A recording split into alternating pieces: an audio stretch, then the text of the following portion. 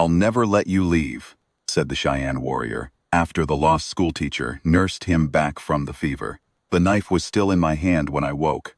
That's the first thing I remember from those days.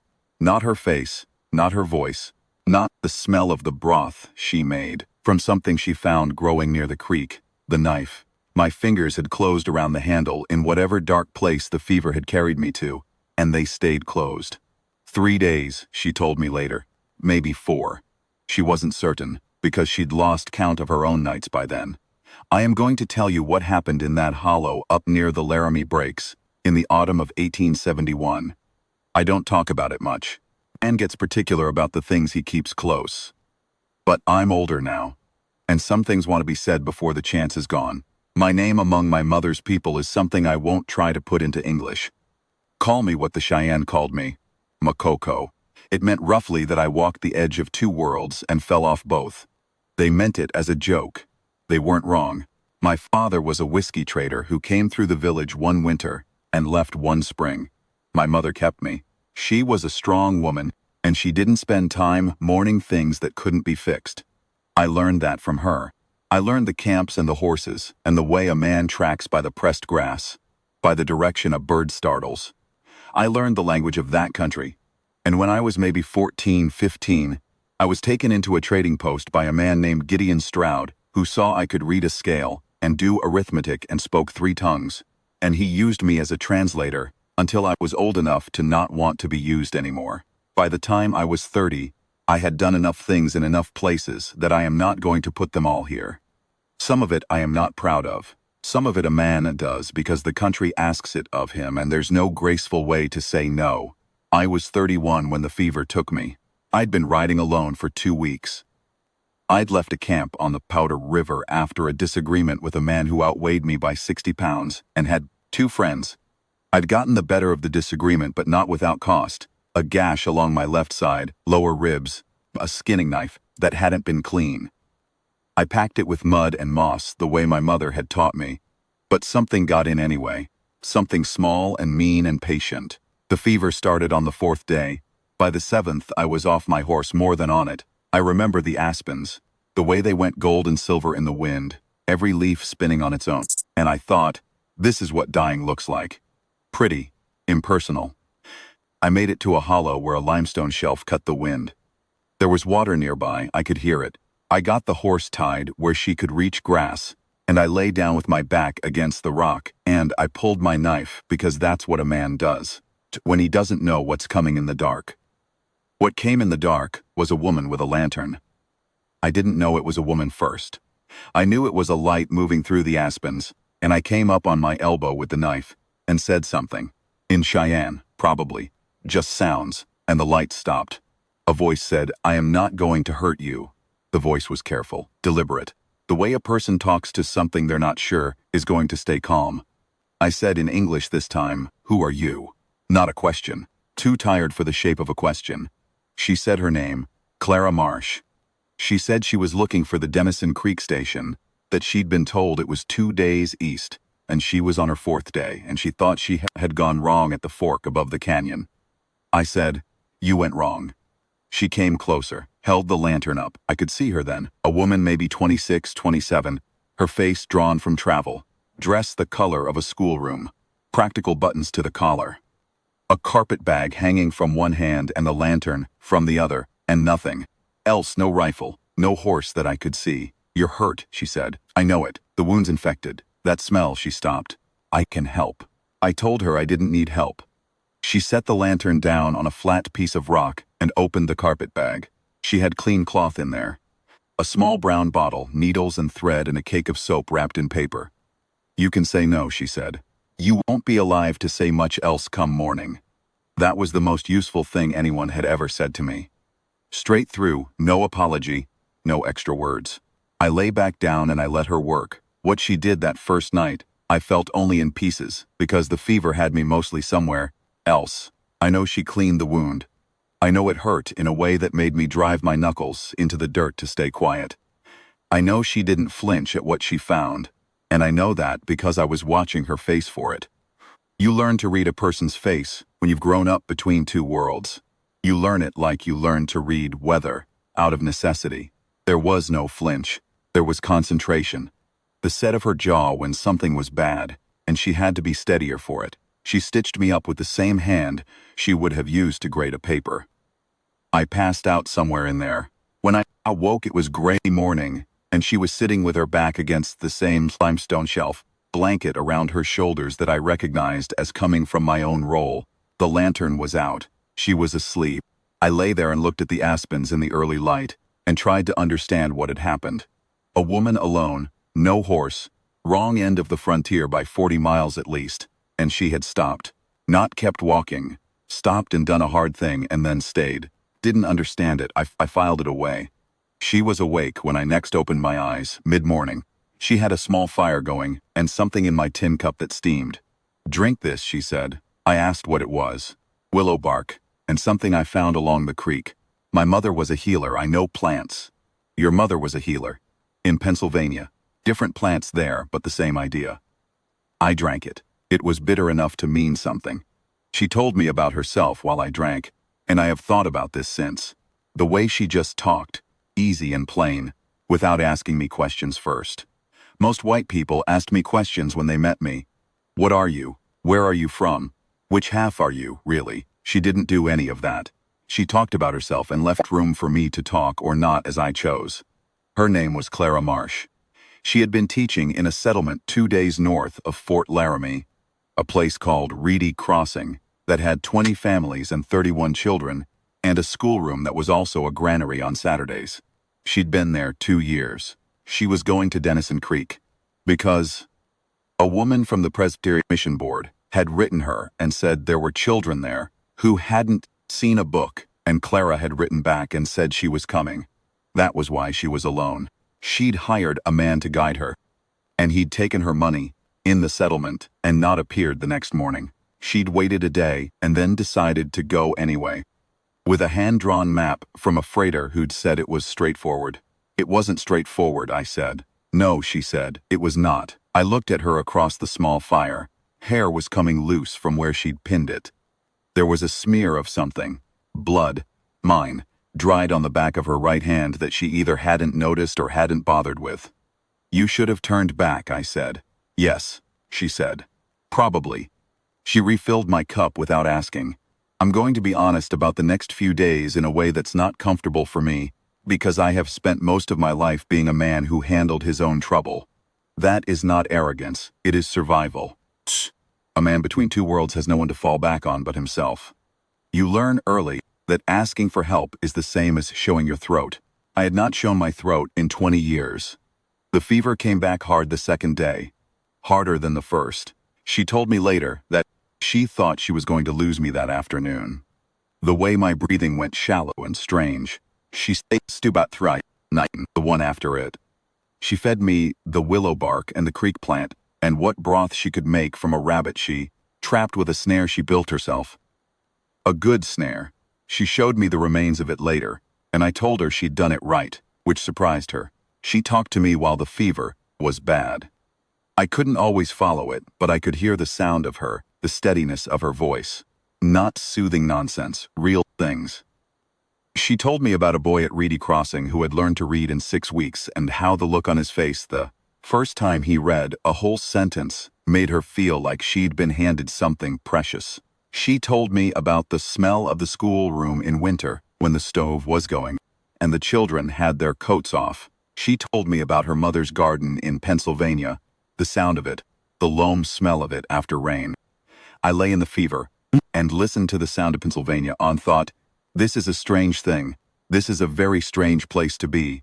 She slept in pieces, an hour here, an hour there. I know because whenever the fever woke me in the night she was up, adding wood to the fire, or checking the wound, or just sitting close enough that I could see her in the firelight, awake, present. One night, maybe the third night, I came out of something bad. I'd been back in a fight somewhere, or maybe my mind had made a fight out of the fever itself. I don't know. And I grabbed her wrist. She didn't make a sound. She put her other hand over mine, just covered it, steady and warm, and she said, "Here, you're safe." My grip eased. I don't know if I said anything. She stayed with her hand over mine until I went back under. The fever broke. on what she said was the fourth day, though she'd stopped counting with certainty by then. I woke into a strange clarity, the kind that comes after long sickness. Everything looks scrubbed and exact, and the ordinary air of the world seems like enough. The aspens were still gold. A woodpecker was working a dead tree somewhere close. My side hurt in a clean way, meaning it had moved from infected to healing. She was asleep, sitting against the rock, her head tipped to one side. I sat up slowly. Everything ached, but in an honest way. I looked at her. She had not left. That sounds simple. It is not simple. I had been unconscious and half unconscious and dangerous for 4 days. I had no way to pay her. I had grabbed her in the night. I was Makoko, half Cheyenne, no fixed address. A knife that I still hadn't let go of for more than an hour at a stretch. There was nothing about my situation that would have asked a sensible woman to stay, and she was clearly a sensible woman. She had stayed anyway. Got up carefully, found the creek by Say Sound, drank from it, washed my face and hands. The wound was tight and hot but closed. Her stitching had held. I came back to the hollow and built up the fire, and when the coffee was ready, I had a small amount in my kit. I poured a cup and set it near her. Hand. She woke to the smell of it.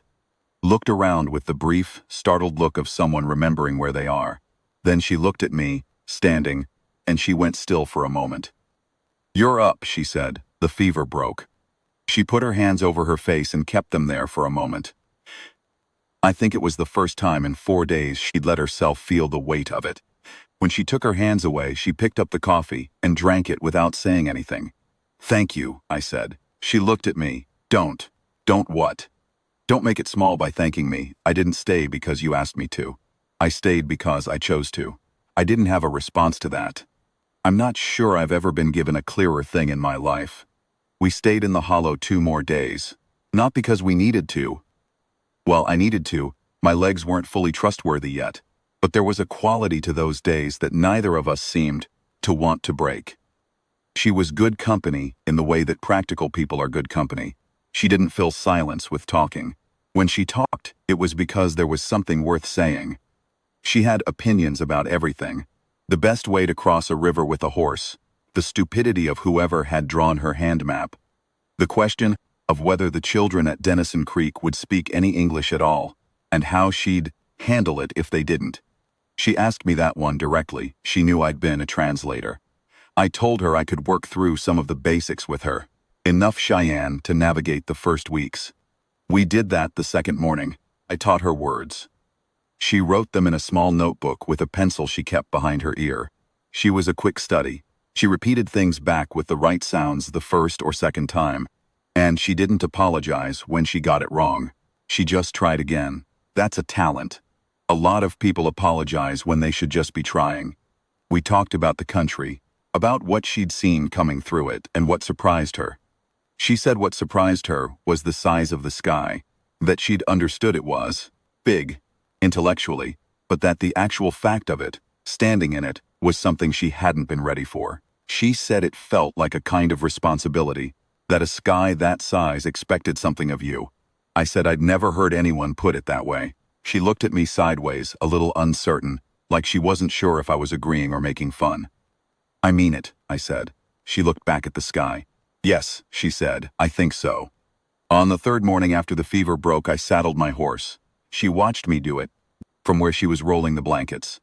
She'd borrowed one of mine, and she folded it now with the same attention she gave. Everything, squared corners, no slop. "I'll take you to Denison Creek," I said. "It's 3 days east if we move right." She straightened with the blanket under her arm and looked at me. I couldn't read her expression exactly. Something careful in it. "You don't have to do that," she said. "I know it."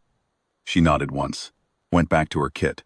I rode, and she walked the first day because we had one horse, and the terrain was rough enough that loading her on behind me made no sense for the ground we needed to cover. She didn't complain about it. She kept pace without being asked to. In the afternoon, I noticed her favoring her left foot and stopped and looked at her boot, and found a split along the sole that was letting in every piece of ground she walked on. I stopped early, worked at the boot with a needle and the heavy thread I kept for tack repair. It wasn't a perfect fix. The leather was dried out and cracked, but it would hold for 2 days if she walked careful. She sat on a rock and watched me do it, and didn't say thank you, which I took as her learning something. What she said instead was, "Where were you going?" Before the hollow. I thought about it. Nowhere particular. That's a true answer to a different question, she said. I looked up from her boot. I mean, what were you going toward? She said. Not what had you left. I hadn't thought about it in those terms. I thought about it then. I don't know, I said, honestly. I've been going a long time. I got out of the habit of knowing what was at the end. She was quiet for a moment. The wind moved through the grass. That seems very lonely, she said, not with pity. Way she would have noted that something was cold. I said. It is what it is, she said. Most things are more than what they are, given time. I handed her boot back. Second day I let her ride in the afternoon. She sat the horse well. Not like a rider. She didn't fight it. And she listened when I told her to let the animal have its head on the downslope. By evening we were at a creek I knew, a place where the cottonwoods grew in a thick stand, and the water ran clear over a gravel bed. She sat on the bank and took her boots off and put her feet in the water and made a sound I won't try to describe. Just a sound. Relief. I built the fire a little way back and started the coffee, and I watched her from the corner of my eye. She didn't know I was watching. Maybe she didn't mind. And I thought about what she'd said. About most things being more than what they are given time. She had been alone 4 days before she found me. Alone and lost, and she had kept going. Now, she was sitting with her feet in a cold creek at the end of a long day, and she didn't look beaten. She looked like herself. Whatever that was exactly. It was something I didn't have a full word for yet. She came back to the fire and dried her feet with the hem of her skirt and put her boots back on, and I handed her coffee and she said, "Tell me something about this country that you love," I said. "I don't love it." "That's not true," she said. "Doesn't spend their life in a place they don't love. They leave." I looked at her. "Then why are you here?" "I love it already," she said. Matter of fact, like this was obvious. The sky I told you about. And the way nothing is soft. Everything that grows out here had to decide to grow. Turned my cup in my hands. The fire popped. "The stars," I said.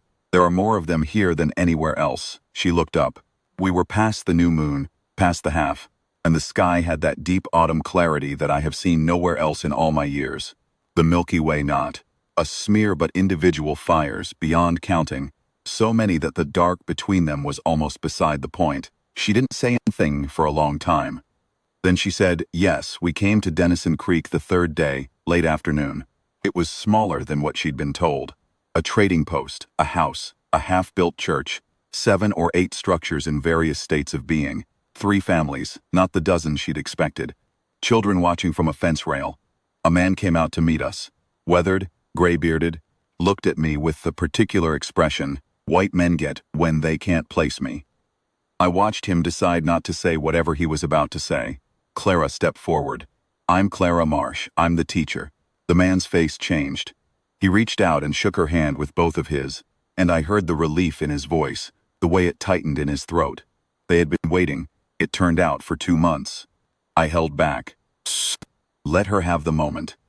Watched the children come off the fence rail toward her, and she crouched down to be at their level, and said something, and they answered in a mix of English and Cheyenne.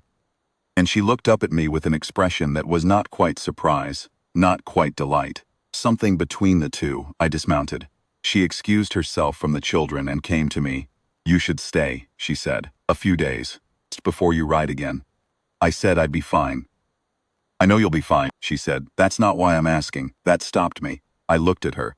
The low sun was behind her, and her hair was loose by then. Fully loose, the pins long since lost to 3 days of trail. She looked tired, and she looked more alive than anyone I had seen in a long time. "I'm asking because I want you to stay," she said, "not because you need to." I had spent 20 years learning that asking for help was showing your throat. I had spent 3 days learning something else. "A few days," I said. She nodded, turned back toward the cluster of people waiting on her. Then she turned back. She walked up and put her hand flat against my chest, not grabbing my shirt, just her palm, over the left side where the heart is, and she kept it there for a moment and looked at me. "I'm glad you didn't die in that hollow," she said, my hand over hers. "So am I," said, which was the truest thing I had said out loud and longer than I could account for. I stayed 6 days, not 3. I told myself it was because my side needed more time. That was true, but it wasn't the reason. I helped raise the wall of the schoolroom addition they'd been trying to finish since spring. I translated when she needed it, which was often, and which she never took for granted. She asked before she asked, if you understand what I mean. She didn't just turn to me and expect it. She'd look a question at me first. And when I nodded, she'd go ahead. That sounds like a small thing. In my experience, it was not a small thing. At night, we sat by her fire outside the house they'd given her. She'd found a crate to use as a desk, and she was making lesson plans, writing in her small, precise hand by lantern light. I sharpened a knife and watched the dark tree line and talked or didn't talk as the evening called for it. The last night, she asked me what I was going to do. I said I had thought I might stay in this part of the country for a while. There was good work for a man who could speak both sides of the divide. Honest work, the kind that needed doing. She looked up from her crate. How long is a while? I said I didn't know. I was getting out of the habit of knowing how long things lasted. She looked at me for a moment with the same expression she'd had in the hollow that first night, reading something, taking her time with it. Then she said, Makoko. It was the first time she'd used the name. She'd heard it from the families here, the Cheyenne families, and she said it right. Exactly right. That name, I said, it means I fell off both sides. I know what it means, she said, I asked. She picked up her pencil again. Maybe you've been looking for a side that's worth landing on. I didn't say anything to that. I sat with it in the evening air while the fire burned down, and she went on writing, and the stars came out overhead, more of them than anywhere. That was the last night. In the morning I was still there. This is the part that's hardest to put into words. Not because it was complicated, but because it was plain, and plain things resist being described. The words always seem like they're reaching for something that was just a man and a woman in an ordinary morning. And the reaching makes it into something it wasn't. She came out with 2 cups of coffee. The schoolroom edition was taking its first real lesson in an hour. She'd put the word out, and she was ready for it, had been ready since before dawn, by the look of her. But she had taken the time for the coffee first. She handed me mine, and sat on the step and looked at the country in the early light. The aspens up on the slope above town had gone past peak while we weren't watching. They were bronze and thinning now, letting in the sky between. I want to tell you something, she said. I waited. In those 4 days, she said, I was afraid. I want you to know that. I was more afraid than I've ever been in my life, because I thought you were going to die, and I didn't know if I knew enough to stop it. She looked down at her cup. I want you to know that I was afraid and I stayed anyway. I want you to know that the staying was a choice, not an accident. I looked at her. The light was low and long, the way autumn light is in that country, gold and without mercy and making everything exact. She said, because it was you. There is a thing that happens to a man who has been alone a long time, and moved between worlds that don't claim him, who has done hard work and kept his own counsel, and asked nothing of anyone because asking was the same as falling. There is a thing that happens. Someone sees him, not through him, past him, sees him exactly as he is and chooses him on that basis. I had not known what to do with that thing until now. I reached over and I took her free hand and I held it. That's all. I held it. She let me. Fingers were cold from the cup, and she curled them around my hand. And we sat there in the early light and watched the aspens give up their leaves, to a wind neither of us could feel from where we were sitting. I said, I'll never let you leave. I don't know why that was the thing that came out. I'm not a man who usually says what he's feeling before he's had time to look at it from several directions. But it came out, plain and certain, before I could stop it.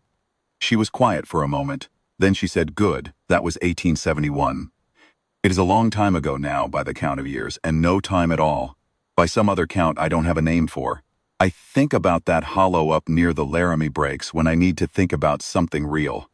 The limestone shelf with the wind cut off, the lantern moving through the aspens. A woman put down her bag and opened it and got to work. She stayed when she had every reason not to. She looked at me in that morning light and said she'd stayed because it was me. A man who has spent his life falling off both sides of the world needs to hear that once, just once. It set something in him that he didn't know was loose. We built the schoolroom addition tight by the end of October. It held up through 17 winters.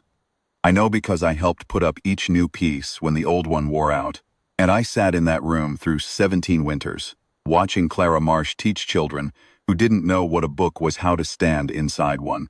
The last winter she sat with me the way I had once sat with her. Close enough to see, close enough to matter. And she held my hand with those fingers that still smelled faintly of chalk and wood smoke, and I thought about the knife in my fist in that hollow and how the thing I had most needed was not a weapon at all. Outside the aspens were going gold and silver, every leaf turning on its own. I was right where I had landed,